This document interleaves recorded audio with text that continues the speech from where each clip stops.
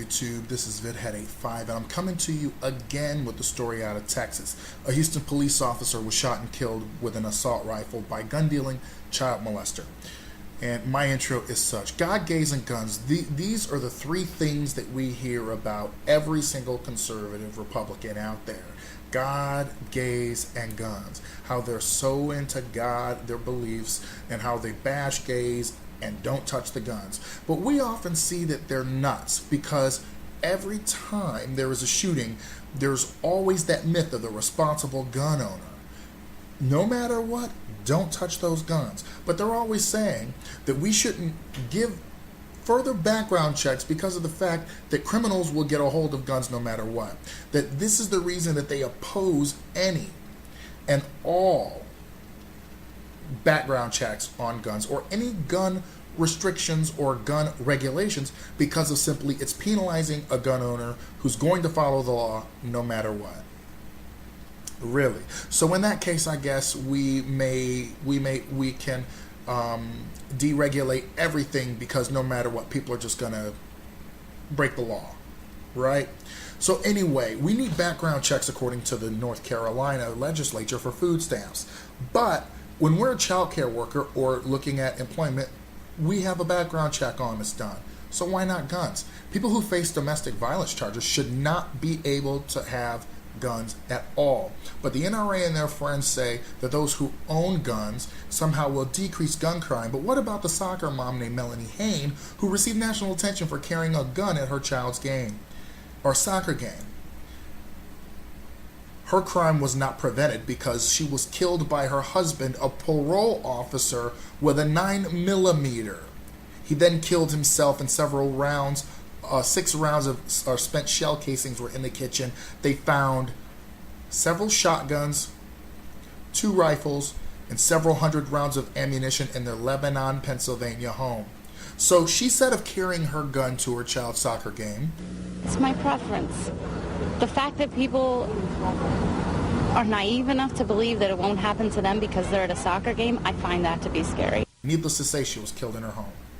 This is a horrible blow to the guns prevent you from being a victim of rape or any other crime idea that the NRA and their ilk say, because most victims do know their attackers. Remember that weapons expert Keith Ratliff? He was killed in his shop, surrounded by guns, and also, according to police reports, he seemed to know his attackers well. So some people say, well, what about the time a good guy with a gun stopped a guy who was about to shoot up a place? Of course, we don't hear about that, but given the fact that it rarely happens, a gun nut who is trigger happy that somehow got lucky because he stopped something, yeah, forgive me if I don't give him a Purple Heart up for valid. So out of Texas, this has been ignored by the mainstream media. In Houston, Texas, this following story exemplifies the short-sightedness of conservative gun rights advocates who stand against any and all forms of gun safety regulations, particularly the banning of assault rifles. Sgt Lance McLean of Hood County Sheriff's Office had died from his injuries and been pronounced dead after being shot in the head by a gun-dealing, child-molesting, tactical gear-wearing, heavily modified assault rifle-wielding man after responding to a seemingly ordinary disturbance call. After injuring 2 other officers, the suspect drove away in a white van and was eventually killed near the Cranberry City Hall after wounding another police officer in a gun battle. Police have learned that the gunman, Ricky McComas, was an avid gun enthusiast who sold guns from inside his home.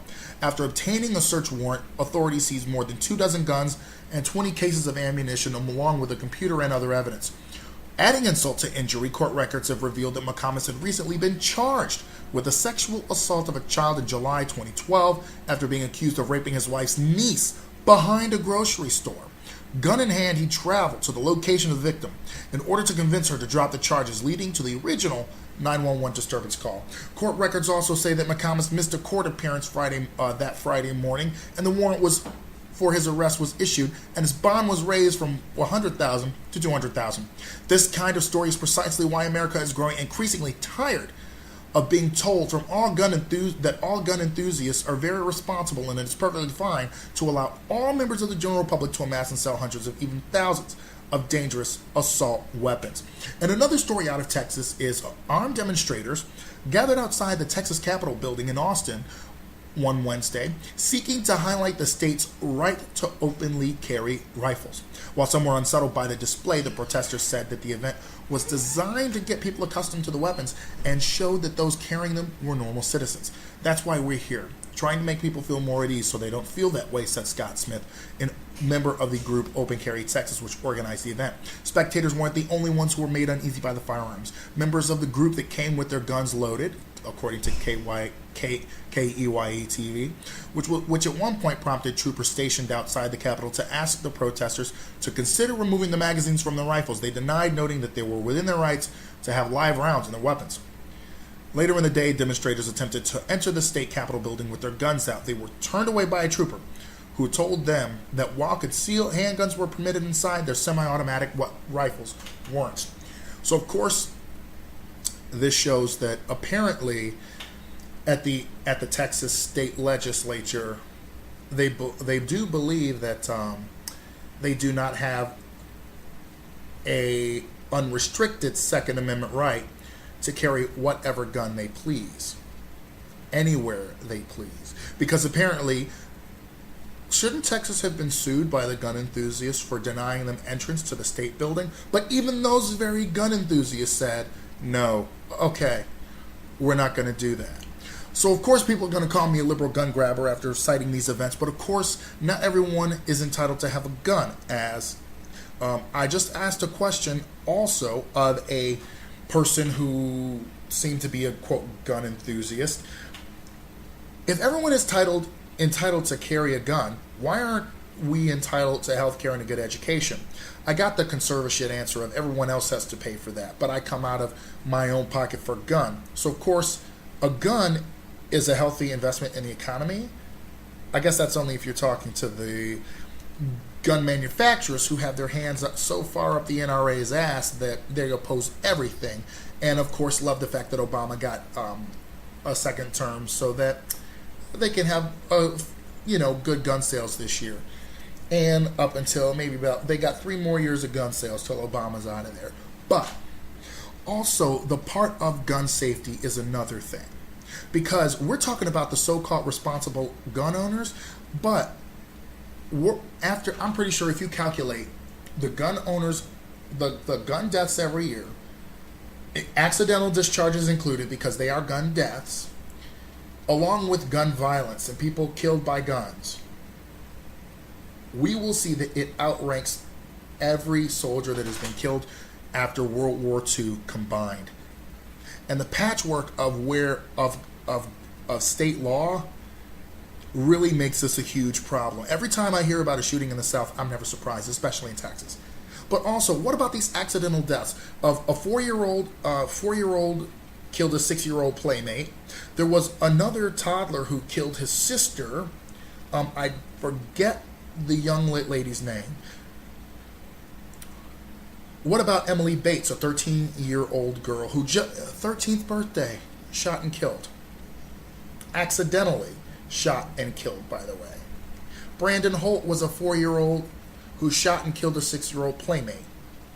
10-year-old Christopher Stanley Jr. was shot and killed by his father in North Carolina while he was cleaning a gun. Also, Priscilla Sayre, a 13-month-old child, shot in the chest. And a young woman named Stephanie Vanderberg, who was handling guns since her primary school days. Another accidental discharge. These are actual families that lost a child because of because of guns and possibly improper training, on top of little or no restrictions on guns and their usage. Now, the myth of the responsible gun owner is exactly that. I don't care if I catch flag for this, but if there's so many responsible gun owners out there, why am I hearing of all this violence, of all of these accidents? That would never happen. Why are they loaded when they're being cleaned? Why isn't the safety on in the first place? Now, some people will ask, why am I politicizing this? But there's no other way to look at it. Because, of course, when there is a backlash, when Colorado passed its gun restrictions, I bet every single NRA person was up there. So they were politicizing this also. But our children are dying in this country because we're obsessed with guns. But yet we are not obsessed with giving them a quality education and adequate basic health care. But then again, if we were obsessed with that, we wouldn't need the NRA and the Gun Owners of America, right? We need background checks, and I don't care how we do this, as long as it's in a way to protect people first. And gun enthusiasts and owners, they're going to have to take a back seat, because I know of very few things where the enthusiasts were the ones that had so many deaths every year on their side, and nothing has been done about it. The Second Amendment is not an unlimited right. Because, of course, everyone talks about the 14th Amendment doesn't apply to gays. But you're willing to take that exception and not one for the Second Amendment? Good day, YouTube.